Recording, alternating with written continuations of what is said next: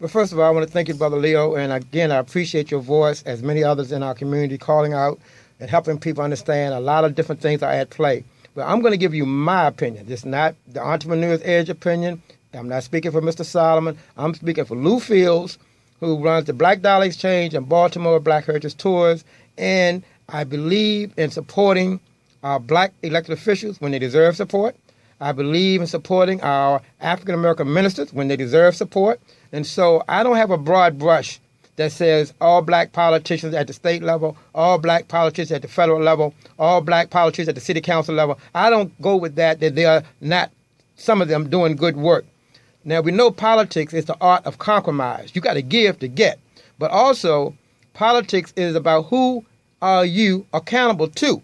Now, let's say you voted for me and I got into office and all of a sudden I didn't hear from you for 3.5 years. So I'm thinking now, well, he's leaving it up to me to make all his decisions. But when you know there's an issue, let's just take the issue of the 3% Jack Young asked the mayor and the city council to approve as a designated line item for Baltimore City youth. And let's just say I'm your council rep and nobody in my district is telling me how they thought I should vote.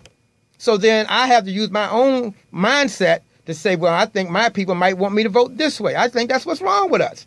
When the issues come up at the local level, particularly at the local level, every piece of legislation has to be assigned to a committee. Every committee has to have a public meeting. You go to the meetings, Leo, and nobody's there. And nobody's sending in emails. Nobody's writing letters. We have to begin to get involved in this political process. Then we can identify, hey, this legislator here, oh, she's on the money. Like me, I like Sharon Green Middleton. I gave her my unofficial vote as the best council person of the year. That's because she seemed to me to be taking care of business in that 5th district. Also, like Carl Stokes. Why? Because when we needed a commission on African American business, entertainment, and tourism and heritage preservation, Carl Stokes introduced the legislation and he got it sponsored.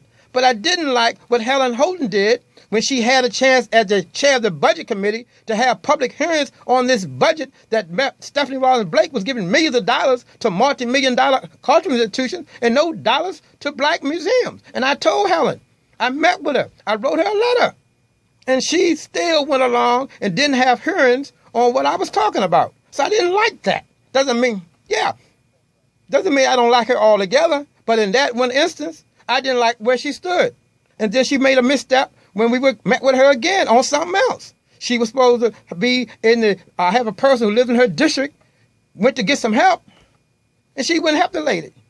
So after she did those things, a council person that I had thought a lot of over the years that I mentioned earlier, she had helped me in Haysburg, and Stanley Tucker passed that commercial non-discrimination law. Well, in 2014, she took stances on 2 things I didn't agree with. That doesn't mean I totally dislike her. I just didn't agree with those 2 things. Let me give you another classic example. When last fall, the pastor over at the church tore down the Freedom House. I didn't like that. Me and many others, we stood against that. We protested. We got a stop order on any demolition after that point. He had torn down the civil rights house that Lily Carroll Jackson, her daughter, the NAACP, the first black councilman for the city, all lived in. He tore it down. Yeah, he tore it down. So I didn't like that. So I didn't stand with him when he did that. So what we are saying, you got to stand with people when they do the right thing, but you got to be bold enough, Baltimore bold, if I could say, to tell them when they're doing wrong. We just can't let them do anything and don't be willing to stand up and say, hey, I think you was wrong then. And I'm going to tell Lottie, Dottie, and everybody, if you don't like it, well, see me in the street. We'll talk. Because you ain't going to just take over our city. And these carpetbaggers, that's another thing I don't like. I don't like these people thinking they can buy our city. Just say, we're going to put all this mess on TV and radio about some kind of pickup truck, and all of a sudden you think we're going to let you be our mayor? No, I checked into your school. Your school is the worst middle school in the city. Worst. 94 out of 100. School children read below grade level. I'm not going to let you get away with that. No, I'm not.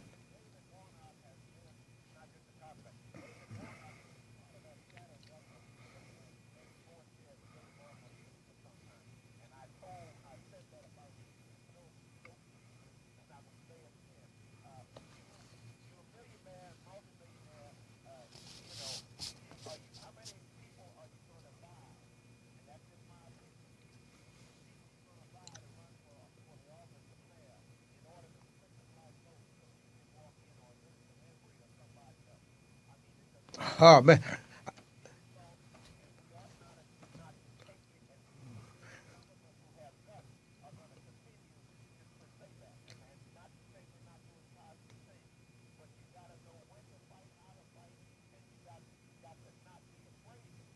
Well, we only have a few more moments left, and I'm going to have to turn this back to the host. But I did want to quickly hit that splitting the black vote. Why are we going back to stuff we did 15 years ago when you had Stokes and Bell running against the Mr. O'Malley? Why did we go back to that 15 years later? Why you got to have West Baltimore Nick Mosley, West Baltimore Sheila Dixon, West Baltimore Kathy Pugh? Why you got to have all these people from West Baltimore knowing they're going to split the West Baltimore vote?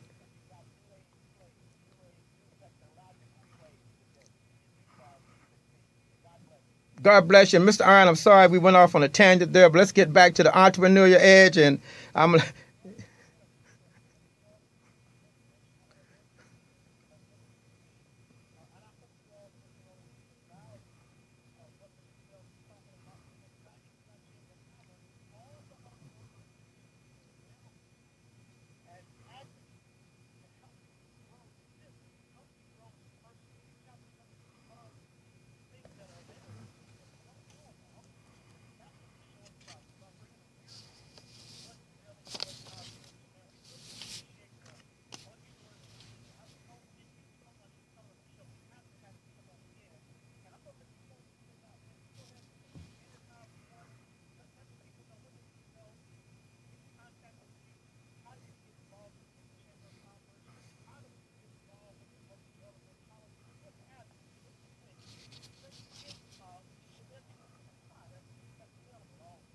okay. Main thing I'm going to just repeat: Greater Baltimore Black Chamber of Commerce, first Wednesday, 7 o'clock at Coppin. Then you have the Maryland Minority Washington Companies Association, Wayne Frazier, BeMoreBlack.com, NationalPortal.com, BeMoreNews.com. I will be publishing a Maryland, D.C. all-comprehensive black business guide in the next 90 days. Everybody goes in. All you have to do is say you don't want to go in, but everybody goes in. Also, I want to ask that on March 16th, we sow a seed at Shaker's Fine Spirits and Wine Restaurant at 737 Carroll Street. It's going to be right after the mayoral forum at Union Baptist Church on March 16th. Secondly, make sure you tune in tomorrow on WBAL at 5 o'clock. You will see me leading the new Freddie Gray Tour. And meanwhile, folks, my number, 443-983-7974. But more importantly, just find me on Facebook, because I'm on Facebook every day, and I'm about to launch a big Election 2016 initiative on Facebook. It's going to be where you can see where people are coming from who want to be your mayor. And again, folks, just get to an organization that can help your business. We have to get to the point that Phase 10 is not closed. The Roost is not closed. Duffy's is not closed. We have to get up to a point in place in time that we see we have to be the ones who support our black businesses. And again, I know this is the Entrepreneur's Edge, but I want to give a big shout out to Brother Donnie Glover, because last hour he laid it down. He called out Terra Cafe and many other black places that we got to get out to in support.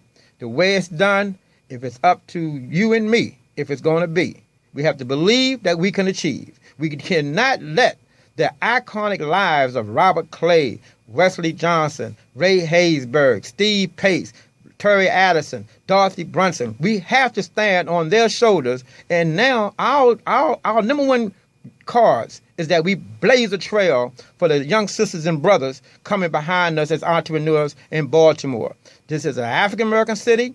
We ain't trying to bust nobody down, but it's our turn to take charge of our city. No more mayors who don't understand the importance of improving Sandtown, to getting Sandtown Winchester straight, getting North Avenue to look like Pratt Street. We cannot have that trash all over our city anymore.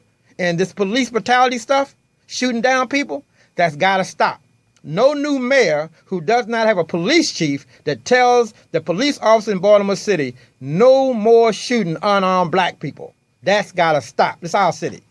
Now, what are we going to do about it, folks? What y'all want to do?